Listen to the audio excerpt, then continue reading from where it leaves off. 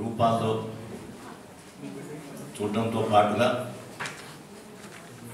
ప్రత్యేకించి భారతదేశంలో ఫ్యాసిజం యొక్క స్వరూప స్వభావాన్ని అర్థం చేసుకోవడం జరిగింది. ఫ్యాసిజం నిర్వచనాలు వివిధ రకాలుగా ఉన్నాయంటూ ఏ విధంగా అయితే ప్రపంచాన్ని నిర్వచించే ప్రయత్నాలు చేస్తున్నామో దానికంటే ముఖ్యమైనది ప్రపంచాన్ని మార్చేటువంటి ప్రయత్నం.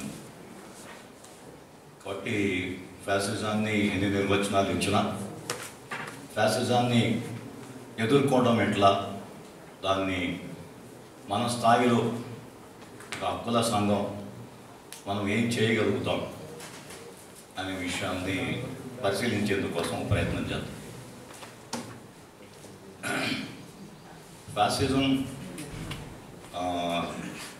ఒక దేశానికో మరో దేశానికో పరిమితమైనటువంటి అంశం కాదు అనేటువంటి దాన్ని మనం గుర్తించాలి. సామాన్యంగా ఫ్యాసిజం చర్చల్లో ఇటలీలో ముస్సోలిని లేదా జర్మనీలో హిట్లర్ ఈ ఫ్యాసిజానికి ప్రతిరూపాలుగా చూపించేటువంటి ప్రయత్నాలు జరుగుతూ ఉంటాయి. వాస్తవానికి ఫ్యాసిజం అనేటువంటి పదం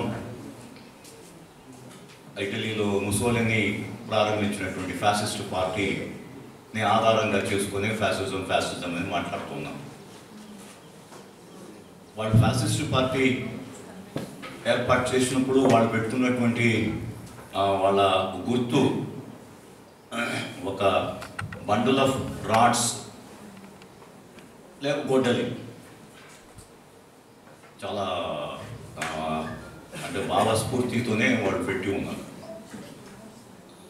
కాబట్టి గొడ్డలి ఉండాలి, ఐక్యంగా ఉండాలి అంటే ఈ ఒక బండల్, ఒక మూట ఉండాలని ఫ్యాసిస్ట్ పార్టీ గుర్తుగా పెట్టుకుంది. బట్ అదే వాళ్ళ యొక్క భావాన్ని ఇంచుమించుగా అన్ని చోట్ల ప్రతిస్పందించడం మనం చూస్తామని చెప్పేసి నాగేశ్వరరావు గారు ఉదయం ఈ లక్షణాలు చెప్తూ వచ్చారు. ఈ 5 లక్షణాలు, అదే మన తిరుపతి గారు చెప్తూ వచ్చారు ఈ 5 లక్షణాలు ఉంటాయని. మోరార్లెస్ అలాంటి పరిస్థితే ఉంటుంది. హిట్లర్ ముస్సోలిని రెండవ ప్రపంచ యుద్ధంలో ఓడిపోయిన తర్వాత అందరి అంటే మేము చదువుకున్నటువంటి సందర్భంలో మేము చదువుకున్న చరిత్ర పాఠాల్లో, ఆ తర్వాత మేము చెప్పే ప్రయత్నాలు చేసిన చరిత్ర పాఠాల్లో అంతా కూడా మొత్తం రెండవ ప్రపంచ యుద్ధానికి విలన్స్ ఎవరు అంటే ముస్సోలిని, తర్వాత హిట్లర్ అని చెప్పేసి చదువుకోవడం ఇప్పటికీ అదే ధోరణి కొనసాగుతుంది. అయితే ఈ ప్రపంచ యుద్ధం అంతం అయ్యేటువంటి దానికి మొట్టమొదటిసారిగా అంత పెద్ద ఎత్తున వేలాది మంది ఈరోజు కూడా సఫర్ అవుతున్నటువంటి ఆటం బాంబు వేసినటువంటి అమెరికా దేశాన్ని ఒక ప్రజాస్వామ్య దేశంగా ఇప్పటికి చూస్తూ ఉన్నాం. అది ప్రజాస్వామ్య దేశమేనా? ఒక బాంబుని తీసుకెళ్ళి అభం శుభం తెలియనటువంటి ప్రజల మీద వేయడం అనేటువంటిది అది ఒక ఫ్యాసిస్ట్ చర్య కాదా? సో మన టెండెన్సీ ఎంతసేపు అయినా ఇటలీ, జర్మనీ అనే ఫ్యాసిస్టు, అమెరికా ఫ్యాసిస్టు కాదన్నట్లుగా మన ఆలోచన దృక్పథం అట్లా నడుస్తూ వచ్చి ఇప్పటికీ అదే దృక్పథం మనం చూస్తూ ఉంటాం. ఒక సాంప్రదాయకమైన ఒక క్లాసికల్ మౌల్డ్ ఇట్లే ఉంటుంది ఫ్యాసిజం అనేటువంటి. కానీ అది అబద్ధం. ఫ్యాసిజం అనేక స్వరూపాల్లో ఉండగలుగుతుంది. ఇటలీని మీరు తీసుకుంటే ముస్సోలిని ఎన్నికలేం గెలవాల, ఎన్నికలు గెలవకుండానే దౌర్జన్యంతో అధికారాన్ని ఆక్రమించుకున్నాడు. హిట్లరు ఎన్నికల ద్వారా, ప్రజాస్వామికంగా ఎన్నికల ద్వారా ఆక్రమించుకొని ప్రజాస్వామ్యాన్ని పక్కన నెట్టివేసి ఇప్పటికీ అమెరికా దేశంలో కొనసాగుతున్నటువంటి వ్యవస్థని ప్రజాస్వామ్య వ్యవస్థ అని చెప్పేసి అందరూ విశ్వసించే ప్రయత్నం చాలా బలంగా చేస్తూ ఉంటారు. కానీ అదే దేశంలో ట్రంప్ లాంటి వ్యక్తికి 8 కోట్ల ఓట్లు వచ్చాయి. 1-2 ఓట్లు కాదు, 8 కోట్ల ఓట్లు ఆ ట్రంప్కి వచ్చాయి. ట్రంప్ చెప్పింది ఏంటి? America is for Americans.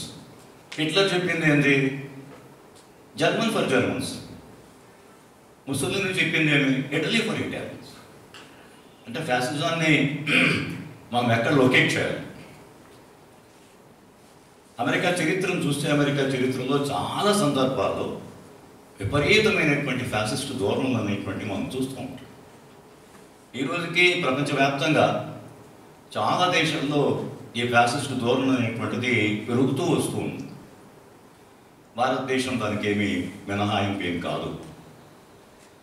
మనం నడుస్తున్నటువంటి ప్రపంచం ఫ్యాసిజం వైపు ఆలోచితంగానే, అనాలోచితంగా కాదు, ఆలోచితంగానే నడుస్తున్నటువంటి ప్రపంచంగా మనం చూడాలి. సో దీన్ని అర్థం చేసుకోవడానికి లేదా దానికి ఒక ప్రత్యామ్నాయంగా మనం వెతుక్కోవాలి ఏమన్నా అనుకుంటే ఈ మొత్తం దృక్పథం ఉంటే తప్ప అది సాధ్యం కాదు. ఒక 2 సీట్లు పార్లమెంట్లో, లోక్సభలో 2 సీట్లు ఉన్నటువంటి బీజేపీ పార్టీ ఈరోజు 400 సీట్లు మేము తెచ్చుకుంటాం అనేటువంటి ధైర్యంతో ముందుకు వస్తాము. 100 సంవత్సరాల చరిత్ర ఉండొచ్చు. ఆ 100 సంవత్సరాల చరిత్ర అనేది వాస్తవానికి దానికి కన్సిస్టెంట్గా ఉపయోగపడుతూ వచ్చి ఉంటే 2 సీట్లకు బీజేపీ పరిమితం అయ్యిండకూడదు. మరి బీజేపీ 2 సీట్లకు పరిమితం అయి ఉంది. మరి ఈరోజు అది విశ్వవ్యాప్తంగా పెరుగుతూ ఉంది. ఇది ఎందుకు సాధ్యమైంది, ఎట్లా సాధ్యమైంది అని అన్నప్పుడు బాలగోపాల్ చేసినటువంటి విశ్లేషణ, స్వతంత్రం వచ్చిన తర్వాత భారతదేశంలో ప్రభుత్వాలు అనుసరించినటువంటి ఆర్థిక విధానాలు, ఏ ఆర్థిక విధానాలని వాళ్ళు అవలంబించున్నారు? ఒక బ్యూరోక్రాటిక్ కంట్రోల్డ్ ప్లాన్డ్ ఆర్థిక ప్రణాళిక, దాన్ని అమలుపరిచేందుకు కోసం ప్రయత్నం చేశారు. అమలు చేసేటువంటి ప్రయత్నంలో భాగంగా కొద్దిమేర ప్రజలకు కూడా హక్కులు ఉన్నాయి. భూ సంస్కరణలు అనండి, లేదా కార్మిక చట్టాలనండి, లేదా రిజర్వేషన్లు అనండి, ఇవన్నీ కూడా కొంత మేరకు కల్పించేటువంటి ప్రయత్నాన్ని ఈ నెహ్రూయియన్ డెమోక్రసీ, నెహ్రూయియన్ సోషలిజం అనేటువంటిది ఇచ్చేందుకు కోసం ప్రయత్నం చేసి ఉంది. అయితే ఈ యొక్క కన్సెన్సస్ అనేటువంటిది చాలా రోజులు ఇది పనిచేయలే. ఇది పనిచేయకపోవడానికి కారణం ఏంటి? ఇది పనిచేయకపోవడానికి కారణం లేదా ఈ యొక్క కన్సెన్సస్ అనేటువంటిది బ్రేక్ డౌన్ కావడానికి వాళ్ళు ఎంచుకున్నటువంటి ఆర్థిక నమూనా అనేటువంటిది ఆ రోజుకి అది సరిపోలేదు. విపరీతంగా నిరుద్యోగం అనేటువంటిది పెరుగుతూ వస్తూ ఉంది. విపరీతంగా ధరలు పెరుగుతూ వస్తూ ఉన్నాయి. భారతదేశం యొక్క ఆర్థిక వ్యవస్థ, ద్రవ్య ఆర్థిక వ్యవస్థ కుప్పకూలిపోయేటువంటి పరిస్థితి ఏర్పడుతూ ఉంది. ఇలాంటి సందర్భంలో వచ్చినటువంటి ఆర్థిక నమూనా, అది 80లో కానీ 90లో కానీ వచ్చినటువంటి ఆర్థిక నమూనా ఏది అంటే మొత్తం సోషలిజం, డెమోక్రసీ అనేటువంటి దాన్ని పక్కకు నెట్టివేసి ఆర్థిక సంస్కరణలు తీసుకురావాలి. పబ్లిక్ సెక్టార్ అనేటువంటిది తన యొక్క పని అది చేసింది. ఏం చేసింది పబ్లిక్ సెక్టార్ అంటే, ఏదైతే మొట్టమొదటి స్వతంత్రం వచ్చినప్పుడు ప్రైవేటు వ్యక్తులకు పెట్టుబడి పెట్టేటువంటి శక్తి సామర్థ్యాలు లేవో వారికి అవసరమైనటువంటి వనరులని చేకూర్చి పెట్టేటువంటి మహత్తర కార్యక్రమాన్ని పబ్లిక్ సెక్టార్ చేసింది. సో ఆ పని ఇంకా పబ్లిక్ సెక్టార్ చేయాల్సినటువంటి అవసరం లేదు, దాని యొక్క అవసరం తీరిపోయింది. ఇక ప్రైవేటు సెక్టార్ అనేటువంటిది లేదా ప్రైవేట్ పెట్టుబడులు అనేటువంటివి పెరగాల్సినటువంటి సందర్భం ఏర్పడింది. ఈ ఆర్థిక సంస్కరణను తీసుకురావడం ద్వారానే భారతదేశం గట్టెక్కగలుగుతుంది అనే ఒక మలుపు, ఆర్థిక వ్యవస్థలో ఒక మలుపు అనేటువంటిది వచ్చింది. ఈ మలుపు రావడానికి వస్తున్నటువంటి సందర్భంలోనే జరుగుతున్నటువంటి పరిణామాలు ఏంటి, ఎవరు వాస్తవానికి అసంతృప్తికి గురవుతున్నారు, ఈ వ్యవస్థ వల్ల ఎవరు అసంతృప్తికి గురి అవుతున్నారు,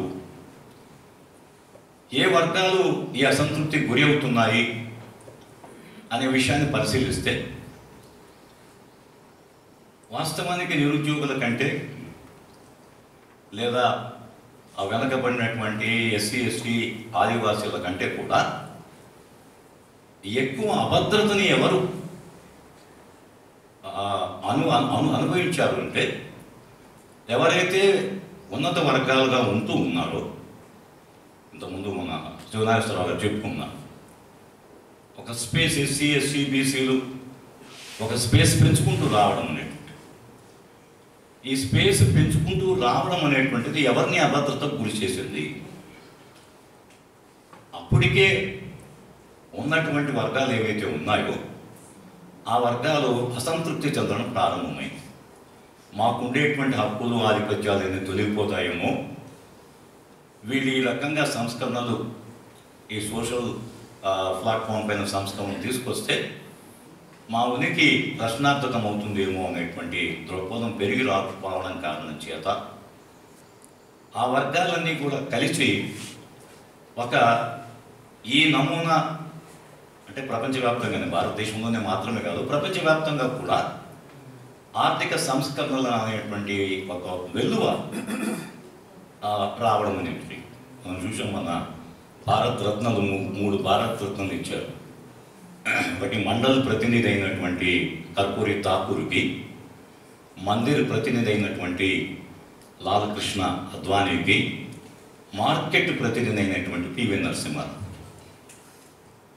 ముగ్గురు భారత రత్న భారతదేశ ప్రభుత్వం, బీజేపీ ఆర్ఎస్ఎస్ ప్రభుత్వం మూడింటిని ఈక్వల్గానే గుర్తించేటువంటి ప్రయత్నం చేస్తూ ఈ ముగ్గురికి కూడా ఇవ్వడం అనేది ఇది పాలక వర్గాలు ఎంచుకున్నటువంటి ఓ ఎత్తుగడ. ఈ ఎత్తుగడలో కర్పూరి ఠాకూర్ యొక్క కులం ఏంటి, ఒక నాయ బ్రాహ్మణ కులానికి సంబంధించిన వ్యక్తి. దానికి కేటగిరైజేషన్ మోస్ట్ బ్యాక్వర్డ్ క్యాస్ట్ అని చెప్పేసి ఎంబీసీ కేటగిరీ అనేటువంటిది క్రియేట్ చేసి, సో ఎంబీసీ కేటగిరీ అంటే కులాన్ని బీజేపీ ఆర్ఎస్ఎస్ ఉపయోగించుకోదా, దేనైనా ఉపయోగించుకుంటాం. సో దీన్ని ఉపయోగించుకునేందుకోసం ఈ ఎత్తుగడలు మార్చుకుంటూ వచ్చినారు. సో ఏదైతే సోషలిజం డెమోక్రసీ అనేటువంటిది పక్కకు వెళ్ళిపోయి తానే వచ్చినటువంటి దృక్పథం ఏదైతే ఉందో ఆ దృక్పథానికి అవసరమైనటువంటి ప్రజా ఆమోదం అనేటువంటిది కావాలి. ఆ ప్రజా ఆమోదాన్ని ఎట్లా పొందాలి, అదానీ అంబానీల విస్తరణ కానివ్వండి, మరొకటి కానివ్వండి, ఇది ప్రశ్నించబడకుండా ఇది ఆమోదాన్ని పొందాలి అంటే ఈ ఆమోదానికి అవసరమైనటువంటి ఒక తాత్వికమైన దృక్పథం అనేటువంటిది అవసరమైంది. అంతవరకు ఆలోచిస్తూ చెప్తున్నటువంటి ఆ ధర్మం కానీ, మోక్షం కానీ, లేదా వర్ణ సమాజం కానీ ఇవన్నీ ఉంటూనే దీనికి తోడుగా దేశభక్తి అనేటువంటిది ఒకటి. Patriotic, must be a patriotic. ప్రజలందరినీ కూడా మీకుండేటువంటి ప్రస్తుతమైన అవసరాల కంటే కూడా చాలా ఉన్నతమైనటువంటి ఆలోచనలు మీరు కలిగి ఉండాలా. ఏమిటి ఉన్నతమైన ఆలోచనలు అంటే, మీరు మీకుండేటువంటి యొక్క పరిస్థితితో అసంతృప్తి చెందొద్దు. నీకేదైతే భగవద్గీతలో శ్రీకృష్ణుడు చెప్పి ఉన్నాడు, నీకు ఇవ్వబడినటువంటి పాత్రని నువ్వు సక్రమంగా నిర్వర్తించేటువంటి ప్రయత్నం చెయ్యి. నీకు చెందనటువంటి దానికోసం నువ్వు ప్రయత్నం చేయొద్దు.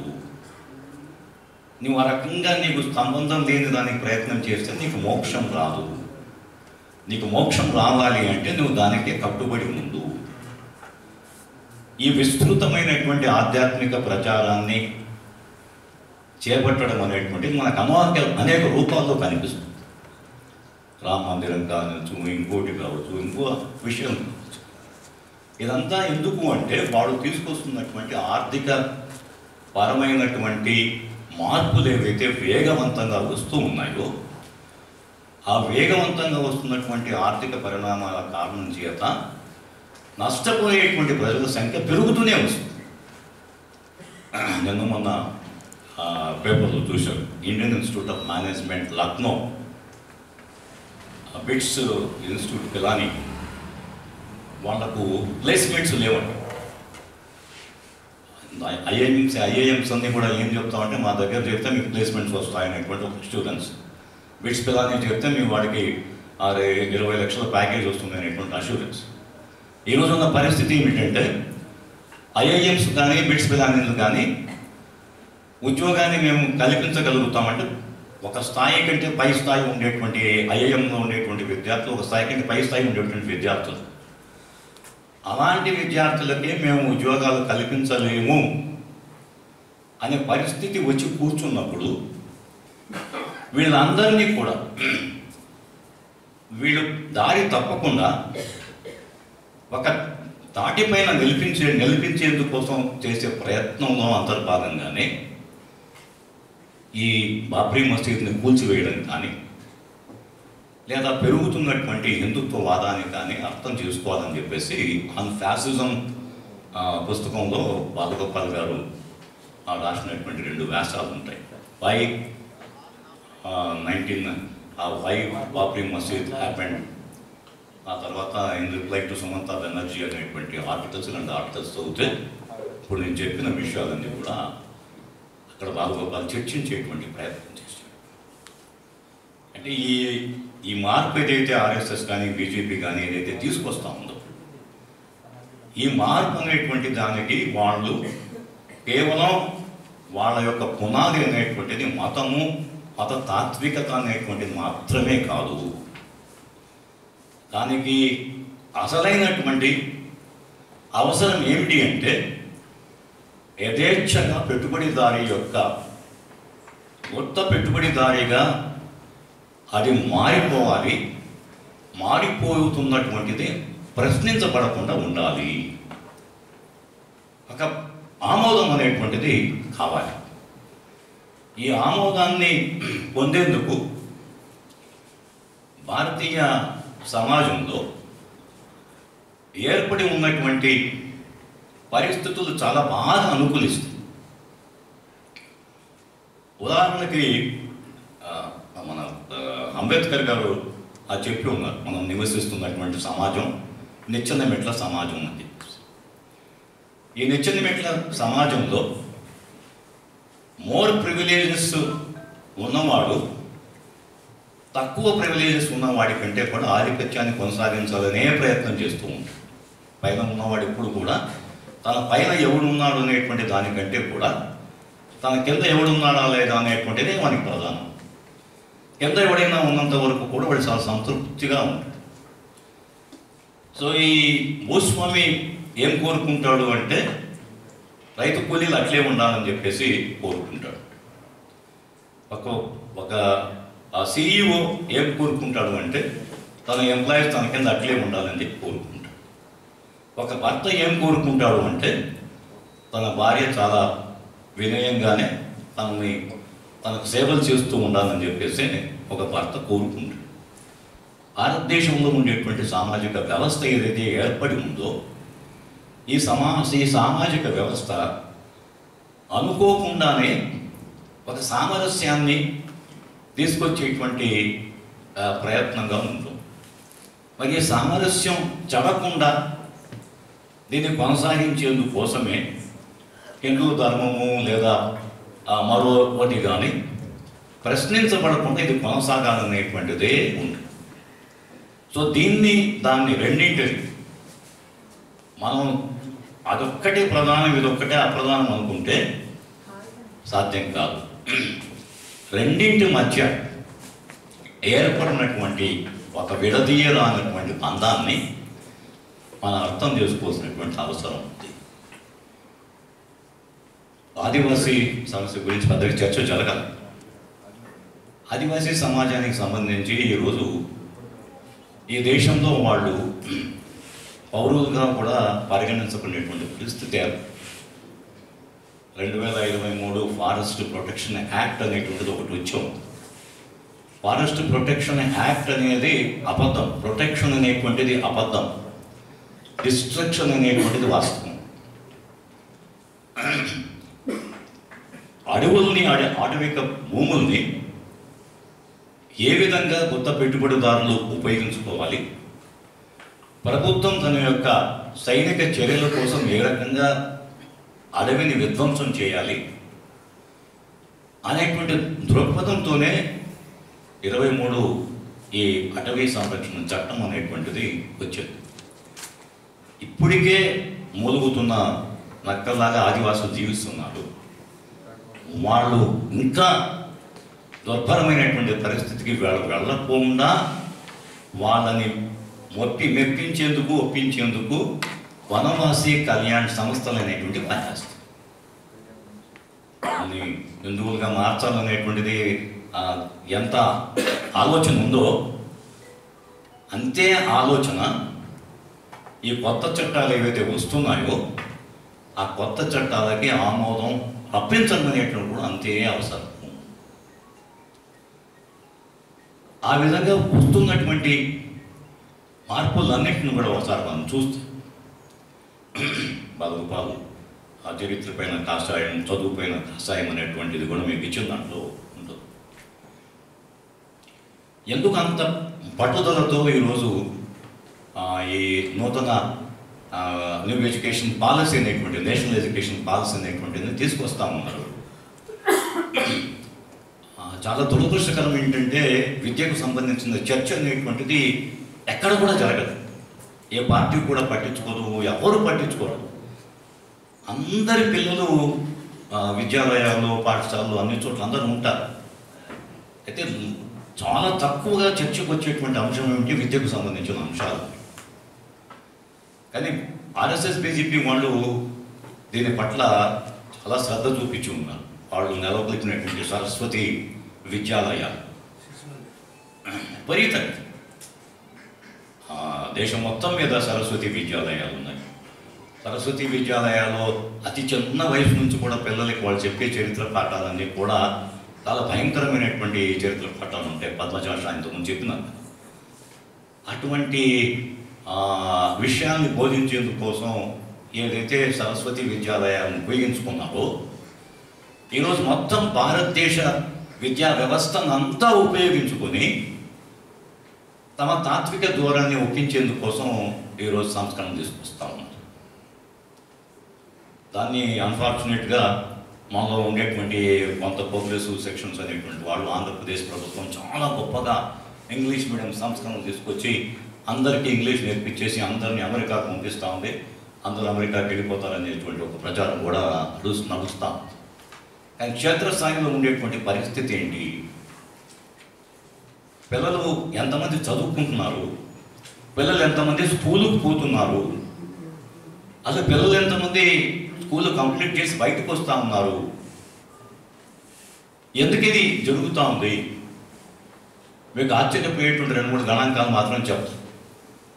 ఎస్కే యూనివర్సిటీ అని అనంతపురంలో ఉంది. ఎస్కే యూనివర్సిటీలో 6 హాస్టల్స్ ఉండేవి. ఈరోజు 3 హాస్టల్స్ మాత్రమే ఉన్నాయి. 3 హాస్టల్స్ మూతపడినాయి. ఎందుకు మూతపడినాయంటే ఎంఏ ఎంఎస్సి చేసేందుకు ఎవరు కూడా సంసిద్ధంగా లేరు. ఒకవైపునేమో మా విద్యా వ్యవస్థ చాలా గొప్పగా ఎదుగుతుంది అని చెప్పేసి మాట్లాడుతూ ఉన్నారు.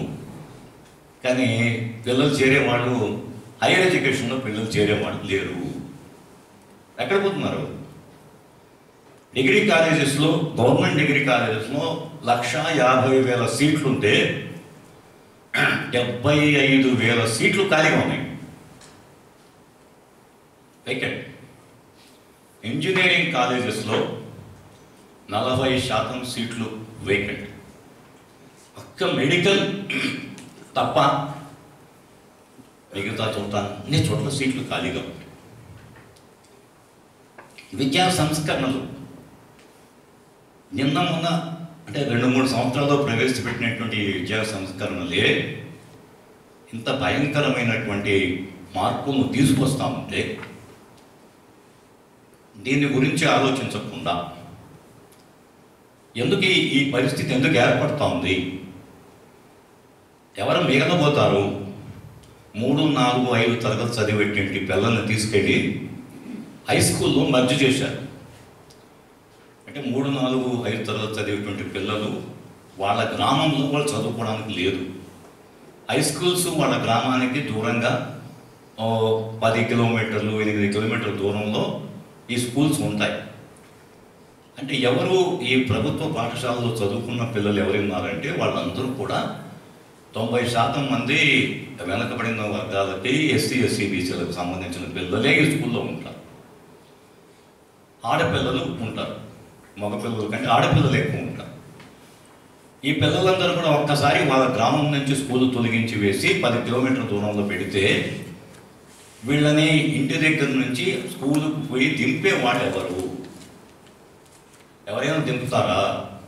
తల్లిదండ్రులు వాళ్ళ పని వాళ్ళు చూసుకోవాలా, వాళ్ళ వ్యవహారం వాళ్ళు చూసుకోవాలా? పిల్లల్ని స్కూల్కి అక్కడ దింపేసి మళ్ళీ పిల్లల్ని వాపస్ తీసుకొచ్చేటువంటి పని తల్లిదండ్రులు చేయగలుగుతారా?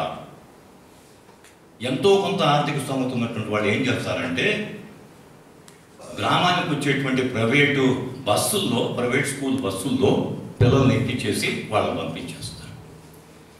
అంటే ఏం జరుగుతుంది అంటే రేపు ప్రభుత్వ పాఠశాలలు, కళాశాలలు అన్నీ కూడా మూతపడుతాయి.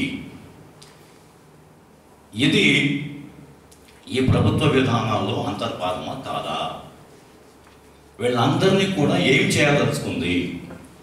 ఈ వ్యవస్థలో వీళ్ళందరినీ కూడా కూలీలుగా తయారు చేసేందుకోసమే ఇది ఉద్దేశించబడినటువంటి విద్యా విధానము. ఏ తరగతి నుంచి అయితే ఎవరైతే ఎదిగి ముందుకు పైకొచ్చి ఒక స్థాయికి ఒక అంటే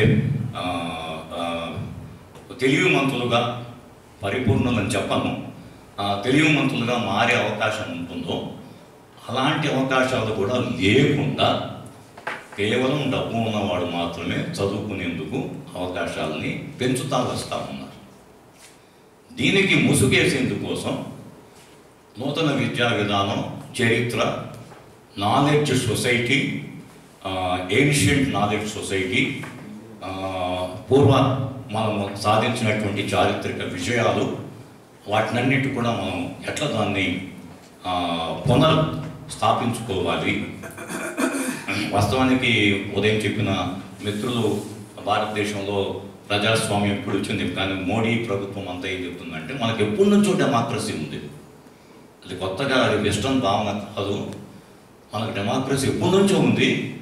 అసలు మనం అన్నీ కూడా డెమోక్రటిక్ పరిపాలనలు ఇవన్నీ కూడా రాజు పరిపాలన అంటే ప్రజా పరిపాలనే, ప్రజా ఆమోదంతోనే పరిపాలన జరిగింది. కాబట్టి మనంత ఓల్డ్ అండ్ ఏన్షియంట్ గ్రీసుతో పోటీ పడేంత ఓల్డ్ డెమోక్రటిక్ ట్రెడిషన్ అనేటువంటిది, ప్రజాస్వామిక ఒక సాంప్రదాయం అనేటువంటిది భారతదేశానికి ఉంది అని చెప్పేసి మాట్లాడుతున్నారు.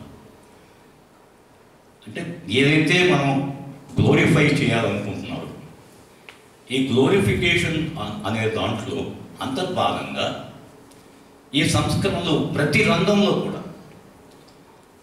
మీరు లేబర్ చట్టాలు, కార్మిక చట్టాలు, కోవిడ్ కాలంలో కార్మిక చట్టాలు తీసుకొచ్చారు.